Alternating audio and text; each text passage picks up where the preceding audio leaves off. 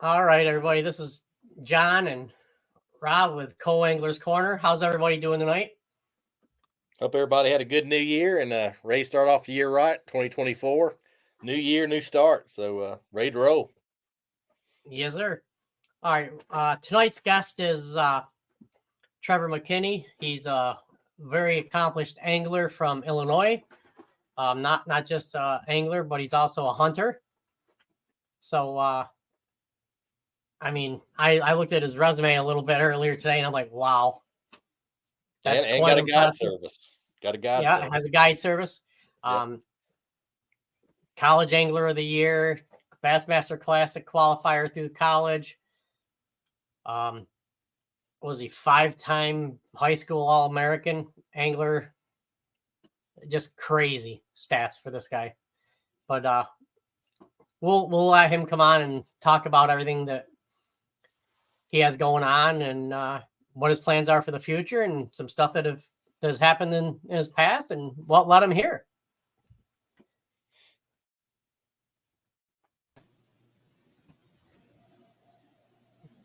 Good evening, sir. How are you? I'm doing great. How are you guys? Not too bad. Great, man. Glad to have you on, man. It's an honor. I'm glad to be on. I'm excited. All right. Yeah, excellent. So, I knew how good of an angler you were, just by looking at some of your BASS stuff, but I didn't realize how accomplished you were in college. I'm like, I was looking at that earlier today. I'm like, holy smack. Yeah, I had some success, like you said, in high school, and then that kind of transitioned into college, and now I'm fishing all the Bassmaster Opens. And I tell you what, time flies because it seemed like yesterday. My dad was my boat captain. I was a freshman in high school.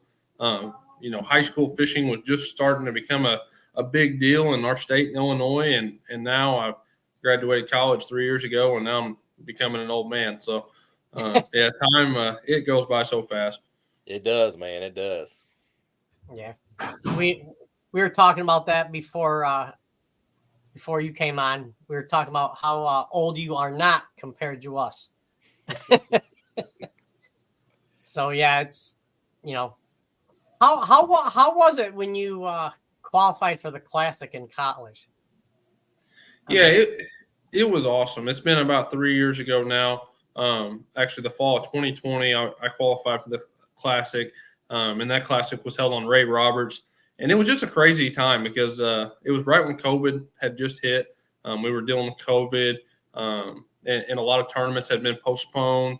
But it was just a crazy time in everyone's life, and it was a crazy time to qualify for the Bassmasters Classic. And I don't know, it was just awesome. I felt like it was God's plan all along. Everything just fell out so perfect. It was my last semester in college. I went to school to be a teacher. So I was actually student teaching in the fall. And it just, everything just fell just perfect, to qualify for the bracket, which qualified me for the Classic. It was just a roller coaster of things that happened. The tournament to qualify for the bracket, we didn't have a boat to practice out of because we drove to the Harris Chain, and a lady actually totaled our boat while we were pulling into the hotel. She rear-ended us and ripped our motor off in the middle of the road. It all goes back to being God's timing, because had that not happened, we found the fish that we found with very limited time of practice, like 3 hours of practice. And, had we had 3 days of practice, it probably would have been quite a bit different. So I just felt like it all came in together the way the good Lord, wanted it to happen. And that just, to me, made it that much more special, because it just really opened my eyes. And I was like, man, God really put a plan in my life to fish and, to see it all unfold and see the little things like that happen. It was just really eye-opening for me. Yeah, man, that's awesome. That is. I mean, you said it right. He does have a plan for everybody. Yeah, he does. Yeah. So you said you're going to fish all 9 of the opens this year. I am, yeah. I'm going to give it a go again this year. This will be my 3rd year fishing all 9 opens. Maybe my 4th year, 3rd or 4th year fishing all 9 opens. And, I've been really close the last couple of years, but I just haven't had that stellar season. I've had a couple finishes that have really dragged me down. And this year in particular, I had 155th place finish at Bugs Island. And I was only 90 points out of making the Elite Series. So you give me a 50th place finish, I made the Elite Series. And it's just you've had that one bad finish every year that's really just dug me in a hole. And that was right out of the gate this last spring. So this year, I'm hoping not to have that bad finish. I'm trying to avoid that. I've got a lot more experience than I've had in the previous years. And I've really grown as an angler. I feel like I'm making mature decisions now. Whereas, 3 years ago, I just got out of college. I was still making decisions that, a younger angler would have made. And now I feel like I've hit that maturity level and I'm ready to make the Elite Series. Absolutely. Yeah, I remember you fished open on Douglas. I think it was 21, and I was actually at that event. It was tough. I think you finished 25th. Yeah, I was in the top 20. And that was a tough bite. They were biting. The first 3 opens I fished, I qualified for the Classic, won the bracket, fished all the opens. The first 3 I fished, I got a check in the first 3. And I thought, man, this is my year. This is easy. I'm going to make the Elite. And we went to the Harris Chain. I got a check. And then we went to Douglas. Then we went to Pickwick. And after that, I just fell off the tracks. I don't know. It's so hard to be consistent when you're fishing against so many good anglers. And it only takes one bad tournament to bring you down. And when you're doing good, it's great. And you're on top of the world. But one bad tournament just will humble you for sure. Yeah, the field's stacked. You said one slip and you're like starting over pretty much. Yeah, for sure. But Douglas, man, you can't beat out. You launch out of Denver City, and you got the Smoky Mountains in the background. It's pretty cool. That's one of my favorite lakes to fish. I was hoping we were going back this year, but no, not this year. Yeah, surprised there wasn't nothing in Kentucky or Tennessee. That's kind of where the area I'm from, and maybe next year. Yeah, maybe next year. And we're not fishing the month of April, which is kind of bizarre for me because April's, the prime time to be fishing in the Midwest. So, we have the whole month of April off. Yeah, around Knoxville, that's the bedding time right there. That's prime time. Yep. Yeah, I was kind of disappointed a little bit because they didn't have any New York swing this year. I'm up in New York, so. Yeah, no, we always look forward to going up north. I like smallmouth fishing, but I get my teeth kicked in every time. So, but I fish. So we've had 3 opens on smallmouth fisheries, and twice I tied for the last check and lost a tiebreaker. So I just can't get a smallmouth check. Right there, man. Yeah, this year at the St. Lawrence, I tied for 40th, and then had a dead fish and ended up losing the tiebreaker. Oh man.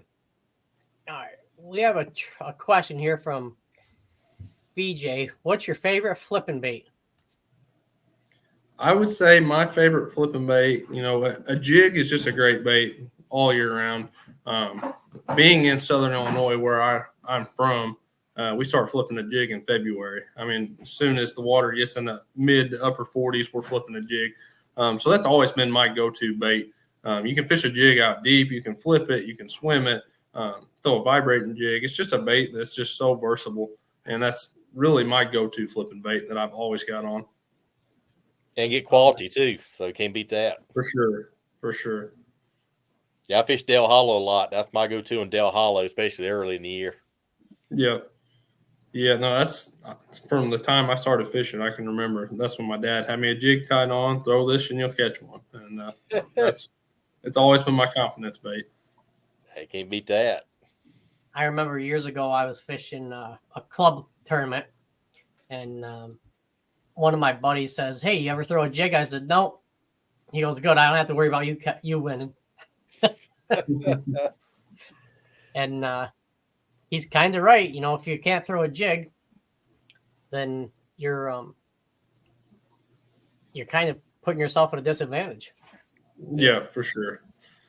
Yep. Everybody's got their own confidence baits. Oh yeah. Some people they never thrown a jig in their life and they still win tournaments. It's just, I don't know. That's just for me. That's a bait that I've always got tied on, no matter what time of the year. Same here. And, you know, as a co-angler like I am, it's kind of tough to have everything you want tied on. But a jig is one of those things that I don't leave home without them. Yeah, for sure. Yeah. So along that line, what do you like for? I'm sure you finesse fish a little bit. What's your favorite finesse technique? Yeah, honestly, really until about 3 years ago, I had a spinning rod, and that was for crappie fishing. You know, I didn't even have a spinning rod that I really threw in tournaments. And you know, about 3 years ago, I started throwing a drop shot some. And it was really fun. I enjoyed it, but it wasn't really a bait that I relied on in tournaments. Okay. And ever since, now that I'm getting good at live scope, pretty much every tournament I've got a drop shot tied on. I think this year I cashed 3 checks solely on a drop shot, using my forward-facing sonar. And it's just a bait that gets bites. Like, I used to always think a drop shot was a bait that caught little fish, and that is not the case. Like, I just put a trick worm with a BMC red line Nico hook, 1/0, usually like a 1/4 ounce weight. And for example, on Wheeler this year, I would never have thought I would have caught them on a drop shot, but I was catching them. They were actually spawning on stumps, and I was just using my forward-facing sonar, dropping it right on their head. And for some reason, a drop shot's just what they wanted. I couldn't catch them on a jig. I couldn't catch them, you know, on a Texas rig. It was just something about the drop shot is what they wanted, and I found that to be the case, you know, several times this past year while fishing. Can't beat that, man. Yeah, they'll tell you pretty quick usually. Yeah. Yeah. I mean, being in New York, a drop shot's pretty much a go-to mainstay type of thing. Drop shot, tubes, jig. I do a lot of smallmouth fishing with jigs. Yeah. Is that something you do over in Illinois? You know, where I live, we really don't have smallmouth. Okay. You've got to go a pretty good ways north. I live in the very southern tip of Illinois, so basically Kentucky Lake. And when I think of smallmouth, like, you know, I've caught 24-pound bags of smallmouth on Kentucky Lake, but usually it's not like northern smallmouth fishing. It's more, you know, crankbaits, spinner baits, like power fishing for smallmouth. And yeah, I caught, like I said, 24 pounds on a DT6 at Kentucky Lake in a tournament. And there's some giant smallmouth in there, but it's not really what you would think is smallmouth fishing. Yeah. So now, as many opens as you finished, what's some of the maybe co-anglers that had the most success fishing behind you?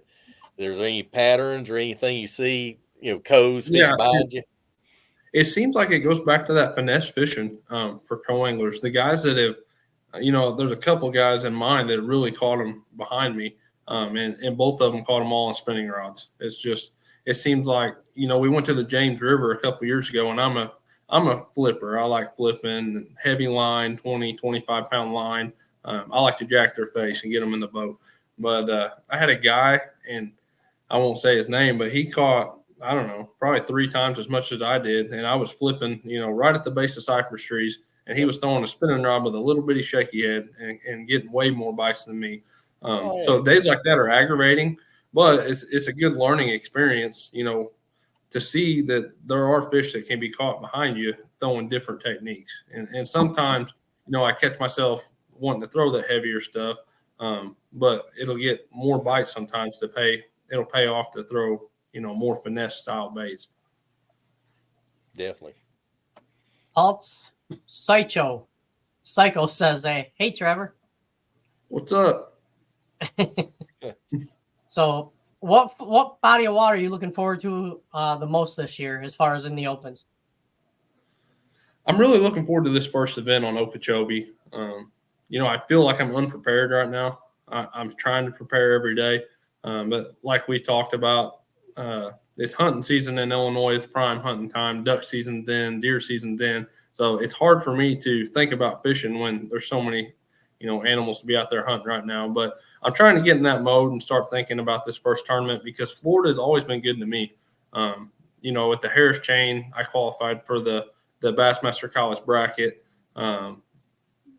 I've always done good in Florida. It seems like I've cut a check in both opens I fished there. So to get a good start in the opens would be huge, because last year I had a mediocre start. And when you're fishing 9 events to try to qualify for the Elite Series, a good start goes a long ways. Yeah, I heard, I don't know where it was, but they said the key to making the Elites is try to average a top 40 finish.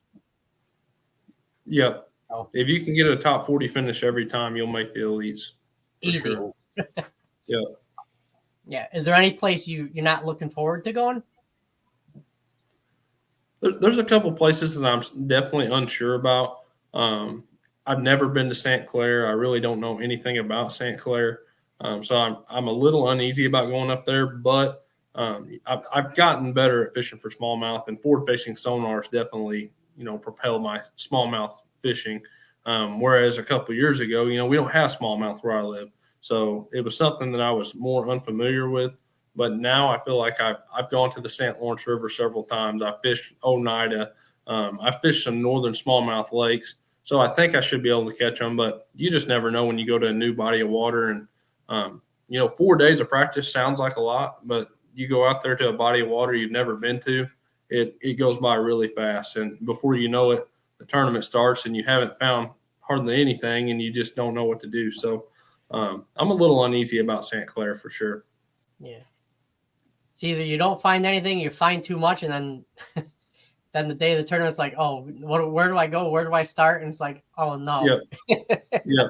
It seems like smallmouth moves so much, like on the St. Lawrence River. They're just like, in practice, you can have a great practice and you can drift maybe 5 shoals and get bites on all 5 shoals and they all be big fish. And then you drift all 5 of them shoals in the tournament and never get a bite. It's just, It seems like you have to fish day by day. Yep. Yeah. So you think now that you're getting better with the forward facing, you think that's going to assist you with open or deeper waters like that, or? Yeah, I mean, I think we've seen it last year a little bit with, St. Clair, Lake Champlain, some of the Bassmaster Elite events where the weights were just insane compared to normal. Usually you go to Lake Champlain, you catch 18 pounds a day, you're going to be up, in the top 20 or so. And this year it just didn't cut it. And you're seeing that because of forward-facing sonar. It's just so much easier to find those fish in open water, out in that open, deeper water. And, now I don't want to say it doesn't take skill, but you just kind of put the trolling motor down and turn your live scope on and look for them. And used to, guys like Seth Fider, for example. Seth Fider was always a hammer, and he was always near the top. And it seems like guys are just, better at smallmouth fishing anymore because of forward-facing sonar. And guys that didn't catch them before, now they're using their forward-facing sonar and catching smallmouth, better than they used to. So I think, that's going to play huge when we go to St. Clair for sure. Yeah, I've been seeing the same thing at Dale Hollow. Dale Hollow is kind of a clear smallmouth, and forward face has made a big difference. That's been the winners the last 2 or 3 years, so it makes a difference there, I can tell you. Yeah, it's made a huge difference on all these bodies of water. It's just, you have your guys that just rely on it all the time, and they're always going to find fish on forward-facing sonar. And, you've got kind of your old school fishermen that maybe don't rely on it as much. And I think guys like that are struggling to find fish a lot more on, northern bodies of water and bodies of water where it's really reliant on forward-facing sonar. Yeah, definitely more consistent with the forward facing for sure. Yeah. The first 2 tournaments, I did not use forward facing last year, and they were my 2 worst finishes all year. And then I got a Garmin live scope. Once I started, really dialing it in, I just relied on it all year. And I think I had four checks. Out of 6 tournaments, I had 4 checks and had 2 that I tied for the last check. So I was really consistent pretty much every tournament once I started relying on my forward-facing sonar. Yeah. Nice. Well, there's all this talk about should it be not allowed? Should they do away with it? And it's like everything else. You could be fishing out of a canoe. No, you got a bass boat. Technology. Yeah. If you don't stay up with the technology, you're going to get left behind. Yeah, it's just like a tool, like everything else, like power poles or whatever. It's another tool. Yeah. Well, the thing about it, I mean, we all have access to the same tools. We all have access to really good equipment, and everyone has the same ability to use the same equipment. So if you can't compete with it, then you better learn to get better with it. Yep. It's just like for me, when the Senko first came out, it made terrible fishermen good because that's all they would do. They would throw a Senko all day and get good, but I didn't begrudge anyone for it. I mean, it was smart on them. If they knew they could catch fish on it, use it. Yeah, same way with A-Rig. I remember the A-Rig come out and guys, and then Day said, my arm's about to fall off. I was like, yeah, you got to work that thing. Yeah. Yep. Yeah. So we were talking a little bit before the show about an incident that happened to you. I think it was it Douglas Lake? Or the Lay Lake, wasn't it? Lay Lake? Yeah. Lay Lake. Yeah, Lay Lake. Okay. You want to talk a little bit about that? Yeah, so I've been struck by lightning 2 different times. Once I was in high school. We were on Kentucky Lake, and we were actually back in Big Sandy, and a big storm blew up. And you seen it come. It was one of them storms you seen it coming and thought, man, we better get off the water. But we couldn't get off the water because it was coming from the north, and we had to drive through the storm to get off the water. So the best thing to do in our minds was to go hide under a dock. So we run across the lake, get under this dock, and I grab a hold onto the dock to pull the boat under it. And when I did, a lightning bolt just come and just exploded the dock, blew the top off of it. And it went straight through me and knocked me out. And I literally blacked out. It just knocked me out. And I was like, when I got up, I was like, man, what in the heck just happened? But it hit the dock and just exploded, just blue light everywhere. So that was the first time. And it wasn't pleasant, but it wasn't as scary as the second time on Lay Lake, where we were running across the lake going about 60, and a lightning bolt hit me hit the seat I was sitting in or hit my shoulder. But it just come out of nowhere and just nailed me. And the same thing happened. I blacked out, come off pad. And then I looked at my partner. I said, what in the heck just happened? And then as I said that, a bunch of thunder shook the whole boat. And he's like, you all right, man? You all right? I'm like, yeah, I'm all right. And then 10 minutes later, I got sick, nauseous and sick in my stomach. So we actually called an ambulance and they come and picked me up. But I was all right. Everything turned out okay, but it was really scary for sure. Man, that's just wild. Yeah, concussion. I had one at work a few weeks ago, and that's no joke, man. They knock you out. You come to, and you're trying to figure out what happened, where you at. Yeah. It was really scary because at first I was fine. He's like, you all right? And I'm like, yeah, dude, I'm fine. And then it hit me sudden, I was just sick, bad sick, nauseous, and wanted to throw up. And I don't know. It was pretty scary, but. That was amazing. They checked all your vitals and your heart rate and everything was cool. So that's amazing, man. Yep. Everything was all good. And then we ended up winning the tournament. So, wow. There was 170 boats and we ended up winning the tournament. So. Now, was it what type of tournament was it? That was a Bassmaster College wild card. Okay.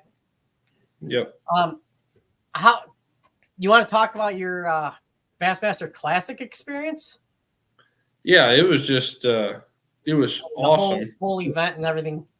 Yeah, it was different because the Classic was supposed to be in March. It was on Ray Roberts. So I was super excited because Texas in March, they should be shallow. I should be able to catch them up shallow, flipping, pitching. So I was super excited. And then with COVID, it actually got moved back to June. And it actually turned out really good. It should have been really good for me because the water was up 6 feet. It was up in the bushes. Guys were catching them flipping. I had the best practice I've ever had of any tournament. It was surreal, really. I was catching 25 pounds. Well, I was shaking them off, but I was getting 25 to 30 pounds of bites every morning before 8 o'clock on a shad spawn. And I was catching them all on a frog. And then I caught an 8 and a 7 2 days of practice, and it was just unreal. Like I thought I was going to win the tournament, and then the first day, so I went to my first spot, and it was blown out. I made a rookie mistake, and then I went to my second spot, and Steve Kennedy had already caught 20 pounds off of it. So I was like, oh, crap. And then on day 2, I didn't even get a fish the shad spawn because we had a storm delay. Yeah. So it was, I don't know, it was a weird tournament. It went by so fast. Like it was the first day of practice, and then before you know it, the tournament was over, which that's how all tournaments go. They go by so fast in the Opens even. It's like you start practice, you think, man, I got a whole week, and then you're packing up to go home. But, yeah, it was an awesome experience. It was one that I'll never forget, and I definitely want to make the Classic again because it was just unreal. I'm sure you might. You'll catch everything that bites, and then tournament comes, you'll maybe hook half the fish. That happens. Yeah. I think I got 31st. I was pretty disappointed, but I only had 4 fish the second day, and I missed. Seth Fighter got 25th, and I missed a cut by 1 pound 7 ounces, and I lost like 3 on day 2. Like I've got them all on video. One of them hit the side of the boat, flopped off. One of them I sent the hook, and it went up flying over the boat and popped off. It was just like a train wreck. But I definitely would like to do some redos on that tournament. Oh yeah, for sure, man. Just to make that tournament's huge. Yeah, but it's more than just fishing when you get there. Like there's so much between media day. There's just so much that goes on, and people don't realize that when you're fishing the tournament, how much you have to do, and it just drains you. Like it was on Ray Roberts, and we were having to drive an hour for practice every day, an hour for the tournament. It was just like mentally draining, and I don't think people realize how mentally draining it is on a guy that's fishing the tournament. People just kind of think you show up and just go fishing, and that's not the case, especially that week. Yeah. And being in Austin is kind of weird. I was down there for that tournament. Actually, I flew in with my youngest son. He never flew, and it was a great trip.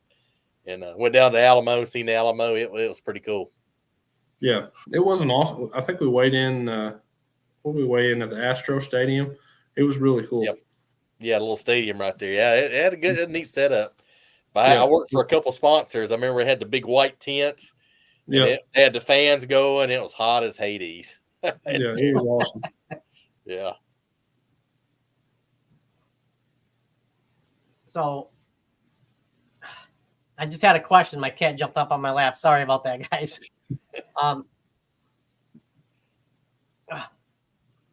So you said you got a deer tonight. Do you think hunting helps you in your fishing? Because I've talked to several anglers, and some think that it does, and some's like, no, it has nothing to do. It's totally opposite, and things like that. Do you think being an avid hunter helps?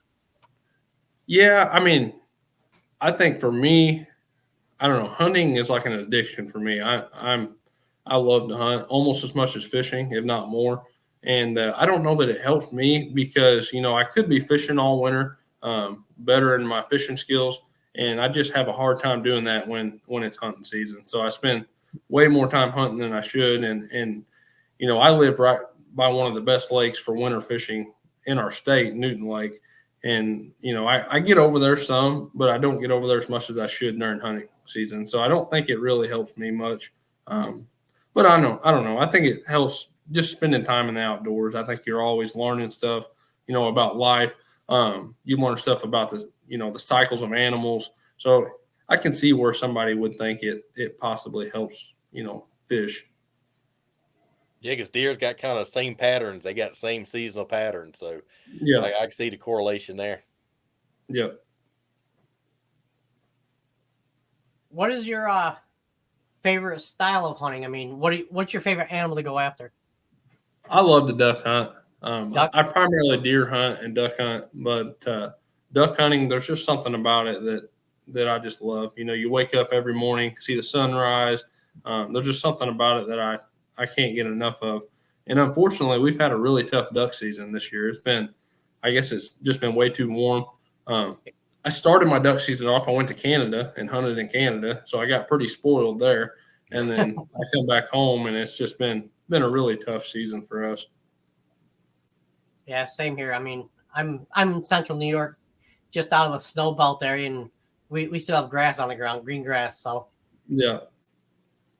No, that's the problem, and it's been honestly one of the worst duck seasons I can remember since I was a kid, and I've duck hunted every year since I was probably 6 years old, and I don't know, I don't ever remember it being this tough, but it's so warm, it's just hasn't pushed any ducks down for us. Yeah, I know my area. I'm in central Kentucky. We're still in the drought. They got like water conservation alerts and all kind of stuff. We're still way below rain. Yeah, and that's a problem too. There was no rain in Canada, so they didn't have a very good hatch anyways. It's just been a tough year for hunting. Yep. And my mom and dad still live in kind of southwest Mississippi on Louisiana, near the Louisiana border, and they're the same thing. It's so dry. Yep. A lot of the gator hunters had to go up north because all the gators was moving north. So it's weird how it kind of fixed everything. Yeah, it's been a dry year for sure. Yep. Has the elites or professional fishing been your dream for a long time? You know, some people say ever since I was a kid, I wanted to be a professional angler. Yeah, it's definitely always been my dream. That's what I've always wanted to do. It just costs so much money to fish. You know, to fish the Opens, it costs a ton of money, and you qualify. You know, for the Elite Series, it costs a ton of money too. So, I wanted to fish Bassmaster Opens, qualify for the Elite Series, but financially, I wasn't ready for it. And that's another thing that goes back to just I feel like it was all God's plan for me to be where I'm at now. Because I didn't have the money to do it. I wanted to do it, but I didn't have the money. And when I won that college bracket, it just opened the doors for me to fish that. I won a Toyota Tundra to use for the year. I won a boat to use for the year. All my entries were paid. I won $7,500. So that just kind of gave me that opportunity that I was always looking for. And once I got the opportunity, it just, opened the doors for some sponsors. I got some really good companies that are supporting me. So it opened that aspect of things. And then it just, I was just able to continue fishing because my finances have been better since I won that tournament. Yeah, and contingencies definitely help, man. There's all kind of contingencies out there. For sure. I won. So last year alone, I won $5,000 just for driving a Toyota. Wow. And I think the year before that, I won $5,000. So I've won like bonus bucks 6 times. So just driving a Toyota alone, I've won $10,000, and then I've won, I think, $4,000 just from wearing Costa sunglasses. So for sure, So I always support the companies that support the fishermen, and companies like Toyota, Costa.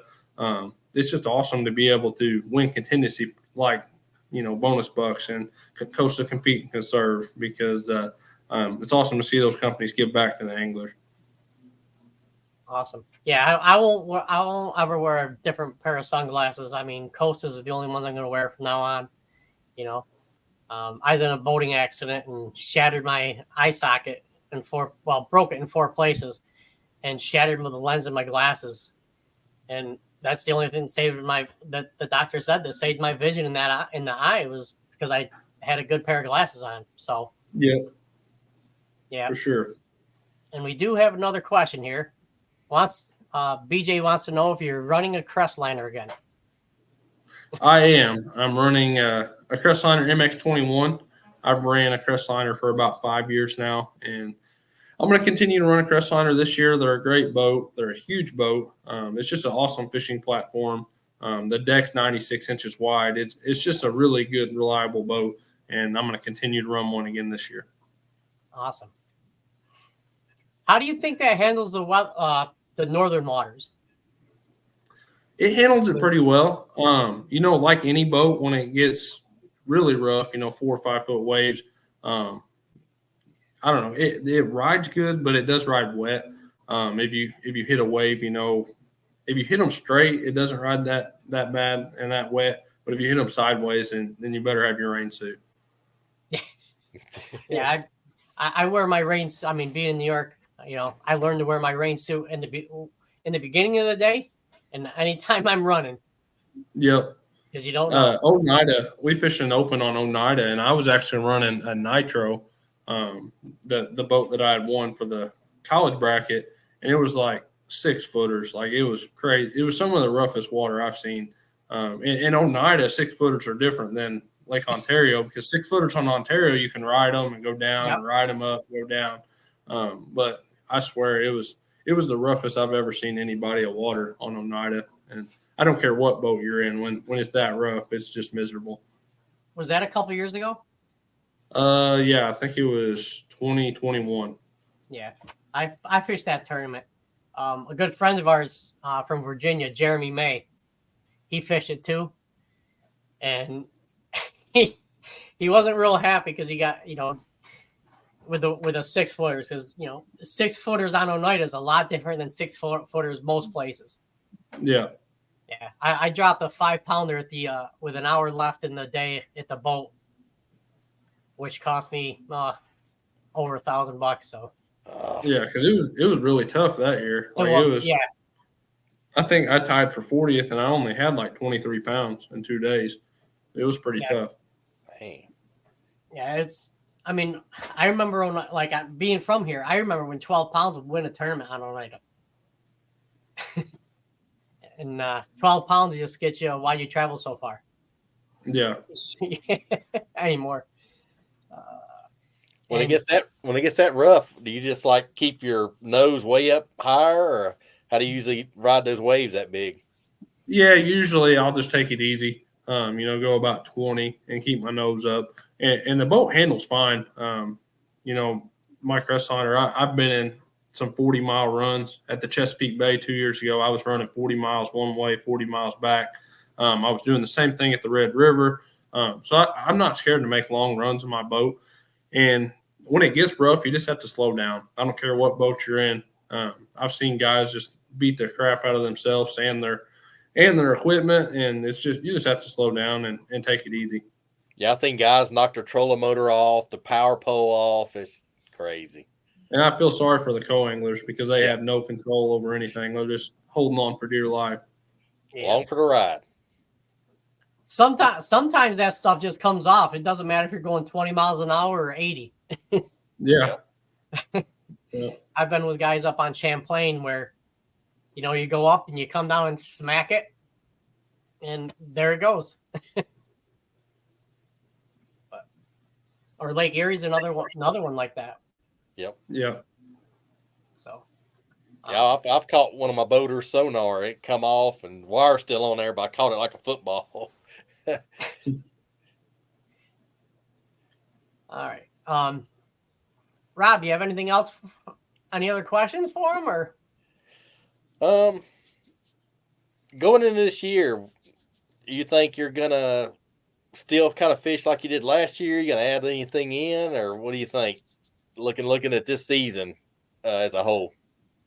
Yeah, I think I'm going to fish pretty similar to my last year. I think definitely I'm going to rely on forward-facing sonar a lot. We do have a couple tournaments like Okeechobee where I think Okeechobee you can, take your forward-facing sonar off your boat and do just fine. Yeah. But you say that, and then the Elite Series event last year was one throwing a jerkbait with forward-facing sonar. So it's just such a valuable tool that I think I'm to the point now to where I'm getting good enough with it that I'm going to rely on it a lot more. And sometimes you might rely on it too much. I've had tournaments where if the fish aren't set up to bite using live scope, it's just, I don't know. It's like sometimes you can't catch them, if that makes sense. You can see them, but they don't bite. And you get caught up, chasing them too much when they're not biting. And you just get caught up and you waste so much time chasing them. So I try not to do that, but there's times for sure that I do get caught up doing that. But overall, I think I'm going to treat it just like I have the last few years. I'm just going to go out and give it my all and try to do a lot of studying on these lakes and get out there and hopefully find the fish to do good in every tournament. And I'm going to try not to have that one bad finish. Looking back last year, the bad finish that I did have, honestly, I got spun out on the first day, and it is so easy to do that, especially, I don't know, on day one, if you have an early boat number, like the day that I got spun out, I was one of the first boats out, and it's so easy because your day is so short. If you get spun out, it can ruin your whole day. And for me, it really, don't want to say ruined my whole season because I still had the opportunity to make the elites, but it made it really, really hard to catch back up for qualifying for the Elite Series last year. Yeah, So I just don't want to have. Yeah, once you have that 155th place finish, it really throws you down there, and it's not impossible. I mean, you look at Ben Milliken this year; he had 100th place finish and still made the elites. So it's not impossible. It just really, really makes it hard, especially when you have a finish that low. And looking back now, definitely day one, my mind wasn't right, and it's so easy to let yourself get down. But you just have to think, man, this is a marathon, not a daily race, and I just need to keep my head down, and maybe one bike could change my whole season. And looking back now, I wish I would have thought of day one of Bugs Island like that, because I really got spun out. I got upset. I made decisions that I shouldn't have made. And then day two, I just didn't even care, just stayed by the ramp and caught, a good limit. So I don't know. This year, I'm going to try to keep my head straight and not get spun out in any event, hopefully. Yeah, I can't remember which pro it said it, but it's like a quarterback. You throw interception and every team runs it back for touchdown. You got to put it behind you. Keep going forward. Yep. So.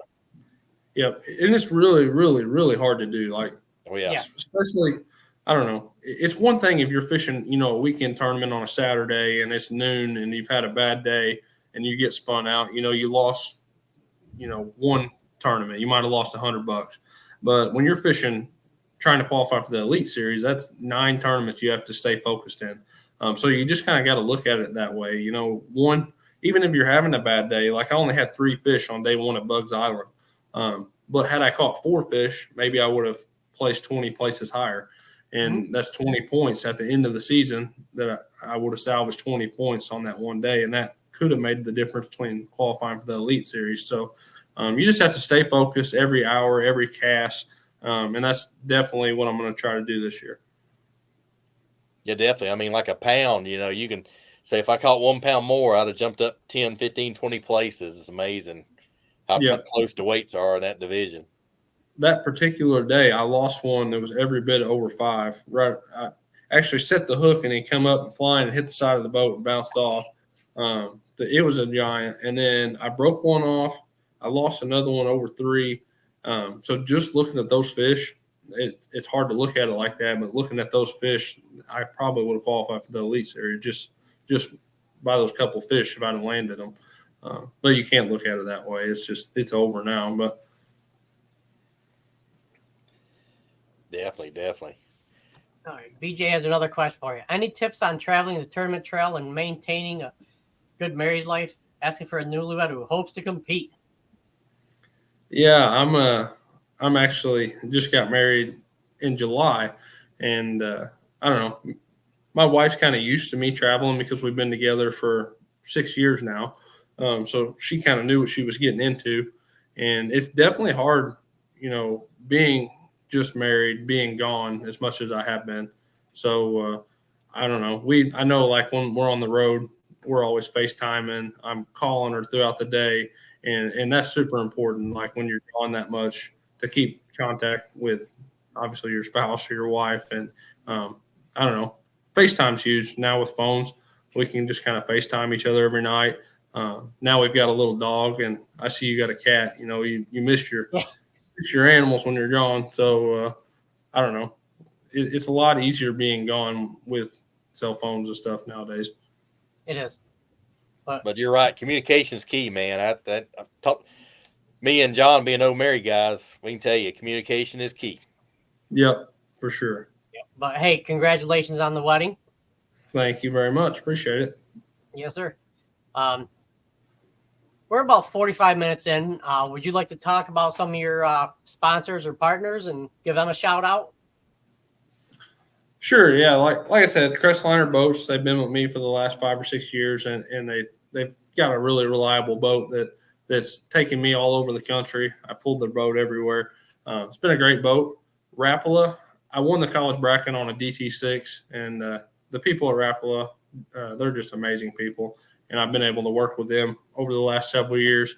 We talked about Toyota, Costa, Dynamic Sponsorships. They're all great people. They supported me ever since the bracket. And I don't know, one tournament has really opened the doors, like I said, for me with so many partnerships, and it's given me the opportunity to meet people that I never would have met. So anybody out there that doesn't have any sponsors or thinks it's hard to get sponsors, one or two tournaments can just open so many doors, and you never know who's watching you or who's looking at you. Like Dan Quinn at Rapala, he was able to see me win the bracket throwing one of his baits. So you just never know who's out there watching your social media posts or watching your, everything that you're putting out there. And I don't know, I've just been really fortunate to deal with some of the people that I've dealt with. I work with Shimano and G Loomis, throw all their combos. Just really fortunate. I'm really lucky to work with some great sponsors. Awesome. Yep. Partnership, relationships is what it's about for sure. Yep, for sure. Now, I do have a question for you, more on for me. You're a big jig fisherman. Do you have any tips for fishing with a jig? Are we talking shallow water fishing or offshore fishing? Offshore. Offshore? Yeah, I like throwing a big jig, especially in the fall. When fish get on brush piles, the summer into the fall, like Lake of the Ozarks at the Open, I pretty much weighed most of what I weighed in the Open on a big jig, 5/8 ounce Omega jig actually is what I was throwing. But with forward facing sonar now, a lot of times when you're fishing offshore, fish relate to structure, whether that's brush, rock, and a lot of times I'll throw a heavy jig, like a 3/4 ounce, sometimes even a 1 ounce, and make my bait fall directly in the structure. And a lot of times they'll eat it on the fall. I can't tell you how many fish I've caught out of brush piles where I throw it and make it fall directly in the brush pile. And usually when you pick it up and there's a fish in that pile, they'll have your jig.